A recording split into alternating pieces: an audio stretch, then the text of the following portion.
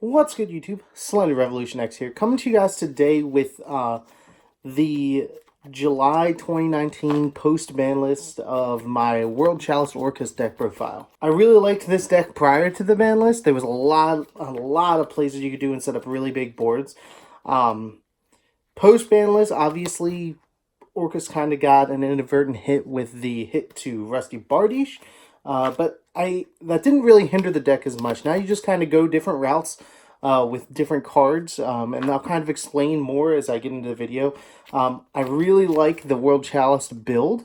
I think that World Chalice gives you access to a couple more avenues of plays that a standard Orcust deck wouldn't be able to do. And it's also fairly consistent. And I think it helps that Justicar is an absurd card. Just that card in itself makes the deck more powerful. So I really enjoy what the deck does. I'm not going to give you guys a combo tutorial in this video, but I'll do some test hands in another video. Just because, as you guys probably know, Orcust plays are a little convoluted and extensive. And this deck is no different. You're just adding additional World Chalice plays to it.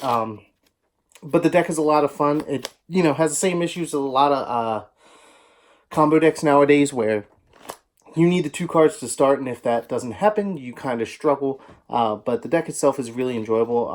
I think I'm going to end up taking it to locals next Saturday to test out how it does in a more serious competitive play. But from just test hands and stuff, from what I've completed here, the deck's pretty consistent. It does a lot of cool things. So without further ado, guys, let's just dive into the deck profile. Alrighty, guys, so we'll start off with the monsters. You have standard World Chalice lineup. You have 3 Lee. Stratos of the deck, such as the World Chalice monsters that you need, as a level 2, which is significant now that Justicar is a card. We have our 3 chosen by the World Chalice, a level 3 for Justicar, a normal monster, so it can be summoned off of the Unexpected Die, and the Psychic monster, so you can bring it out with Emergency Teleport. There's a lot of ways to get to Justicar in this deck, and that card is just incredibly powerful, so you want to go and do it every game. Next World Chalice is triple World Legacy, the World Chalice. Just like super free. This card's really powerful. It's a 1-card Just card if you get it on the board. Its other effect allows you to send monsters to the grave, which is really good when dealing with things like Avermax, so you want to end up with one of these on board at some point in the end of your turn. The last 2 World Chalice monsters I have is Guard Dragon and Beckon. This is your final avenue to go into Justicar because you have the 4 and the 1. But that's basically the World Chalice engine. Then we have the Orcust engine. Pretty standard. You got the 3 Harp Horror with the 1 Symbol Skeleton, the 2 Nightmare, and the 1 Wand, just for follow-up plays. I'm on the fence with Wand, but it's still really good late game. Then you have a card that I guess probably at this point should be considered World Chalice, but that's Venus and the 3 Shine Balls. Just super free if you open up these cards. Just super extensive combos that you can go through with them.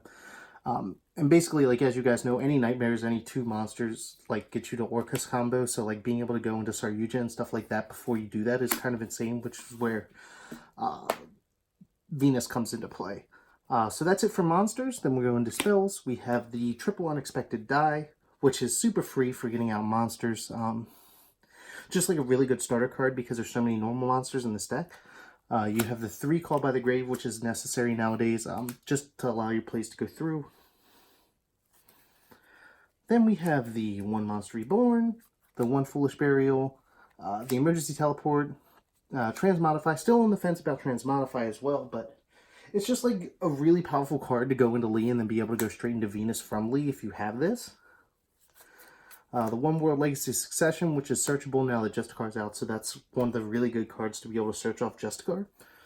And the last spell is Babel. This is the reason that I still think Orcust has a lot of plays, is just because being able to make the Orcust quick play monsters is insane. So that's it for spells. Then to traps, I have the 2 Phantom Nightshade Brigandine, free monsters, free normal monsters for that matter. Just a really good card, especially in this deck. And then you have the 1 World Legacy Sorrow, which is a Solemn that is searchable by Justicar, so that's awesome. And then the Crescendo.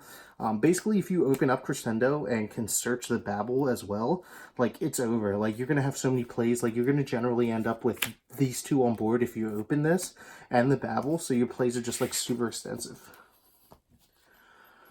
And that's it for the main deck. The extra deck, I have the one Imduk for World Chalice plays, the one Link Spider for Saryuja, and I guess World Chalice plays. Obviously the one Mermaid. Triple Galatea. I originally had two. Really missed the third. So I decided to go with three in the main deck. Your two Nightmare Monsters, Phoenix and Cerberus.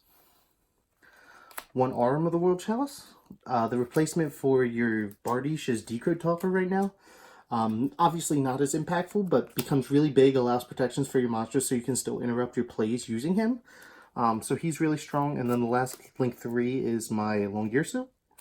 Then you have Saryuja. This might be better off as Borlo Dragon because I have issues facing Avermax.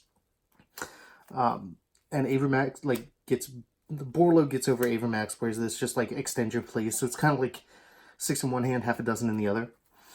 Level 8 Synchro is the Cyframe Lord Omega. This will be a Savage Dragon. I don't own a Savage Dragon, but this is like the second most impactful level 8 Synchro in the game right now. Just being able to, like, if you can set up 3 to 5 negates and poke a card out of your opponent's hand as well, you're just in a really good position at that point. So then we have the World Chalice Justicar, just super broken. This card's insane. Searches your counter trap, ends up with a World Chalice on board at the end of the turn. Is a tuner, so you go into your level 8s. It's just like, this card's just like super impactful in this deck. And then last but not least, we have the Dingirsu. So that's the whole deck, guys. Like I said, I'll be doing a combo video in the coming days just to kind of show you guys how the deck runs. It's really consistent. I really do enjoy the deck. I really do like playing the deck and enjoying playing the deck. It's just like a different way to play Orcust, which I really like. But if you guys liked this video, give it a thumbs up. If you have any questions, comments, concerns, leave them in the comment section below.